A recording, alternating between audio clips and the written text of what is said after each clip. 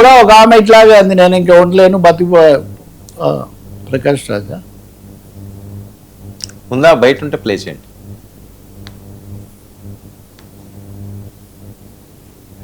Voice ఏంటో వరుసగా తప్పుడు కేసులు పెట్టి 4 సార్లు కోర్టు బెయిలిస్తే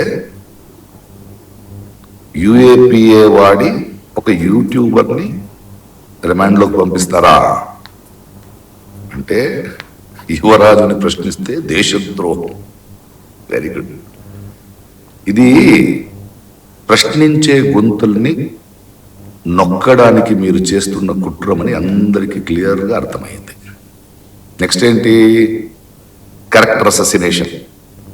ఆల్రెడీ జన సైనికులు ఏ వీడియోలు చేసి స్టార్ట్ చేశారు.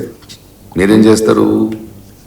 వాడి ఫోన్ మీ దగ్గర ఉంది, అందులో ఉన్న పర్సనల్ ఇన్ఫర్మేషన్ని వక్రీకరించి దాన్ని లీక్ చేస్తూ ఆయన్ని ఇబ్బంది పెడుతూ ఆ మూలంగా ఆయనకి అండగా నించున్న వాళ్ళని మరి ఎన్నో ప్రశ్నించే గొంతుల్ని భయపెట్టడానికి ప్రయత్నం చేస్తారు కదా.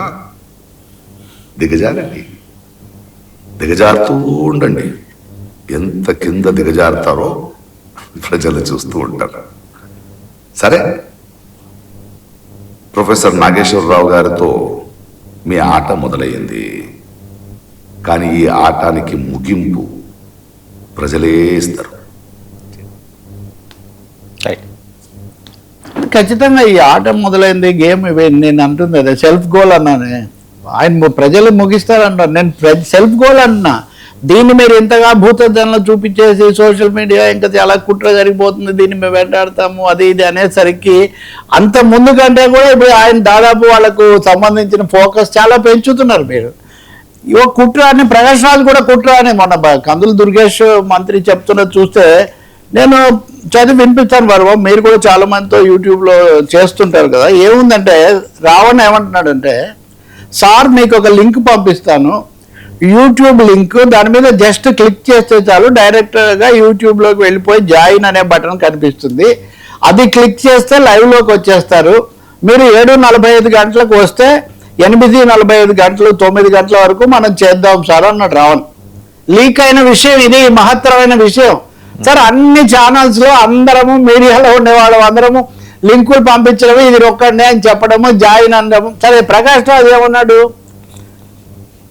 ఆ లింక్ సమస్య, ఆ లింక్ నువ్వు నాకు మెయిల్లో పంపిస్తే నేను ఐప్యాడ్లో ఓపెన్ చేస్తా, అంతే కదా, లేదా ఫోన్లో ఓపెన్ చేయాలా, that's I want to know, దానికి గంట ముందు I will talk to you అని అడిగినా.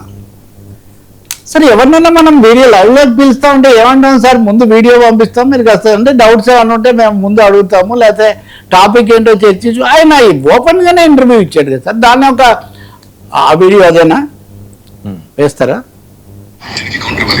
అదే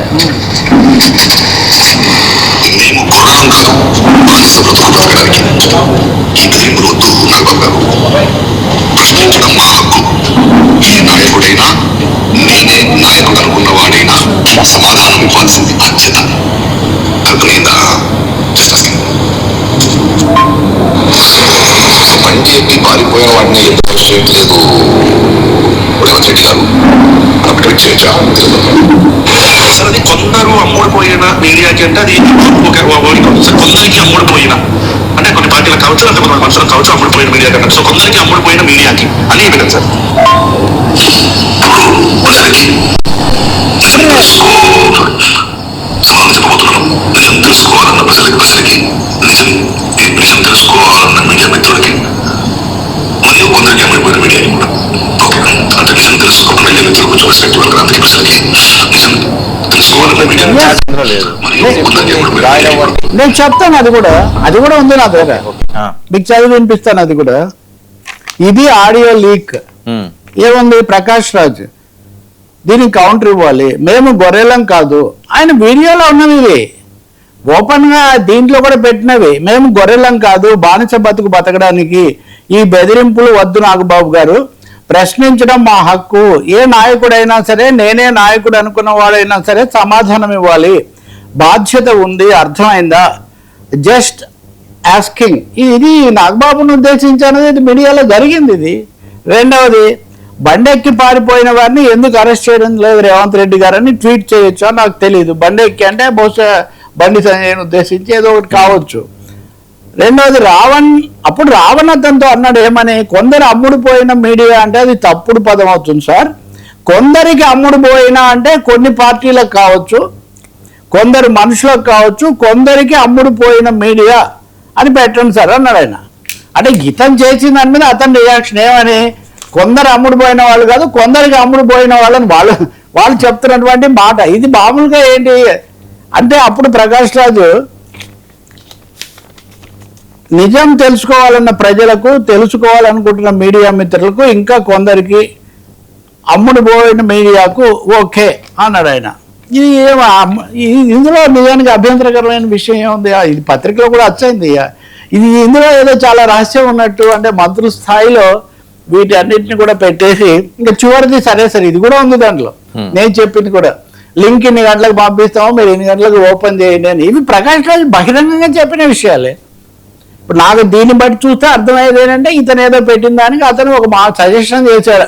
అమ్ముడు పోయిన జర్నలిస్టులు కొందరు అని ప్రకాష్ రాజు అంటే, కొందరికి అమ్ముడు పోయినా అని పెట్టండి సార్ అని ఆయన సజెస్ట్ చేశాడు. ఎవరైనా మీడియాలో ఒక వీడియో విడుదల చేసినప్పుడు, ఒక ఓపెన్గా ఏదైనా పెట్టినప్పుడు కింద కామెంట్స్ పెట్టడం, చెప్పడం చేస్తూ ఉంటారు కదా. కాబట్టి నిజంగా ఇది చాలా పెద్ద కుట్ర.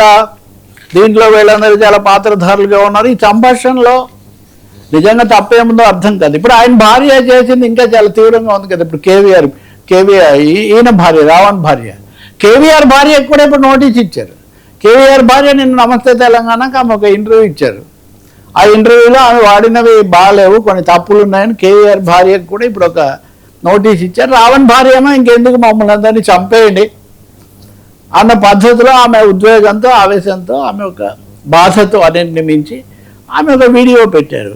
వీటన్నిటిలో నిజంగా అక్కడి దాకా వెళ్లాల్సిన, ఇప్పుడు దేశద్రోహము, రాజద్రోహం లాంటి ఆరోపణలు, లేదా చంపేసేయండి అని అనుకునేటంత తీవ్రమైనటువంటి మాటలు, ఈ 4 సార్లు 5 సార్లు వెంటాడాల్సిన పనులు ఉన్నాయా? మామూలుగా నోటీసులు పోలీసులు వెళ్ళి అడిగితే వాళ్ళు రాకపోతే కోర్టుల ద్వారా రప్పించలేరా? ఇవన్నీ ఏమి అర్థం కావాలని నాకు ఒకటే అనిపిస్తుంది ఇక్కడ.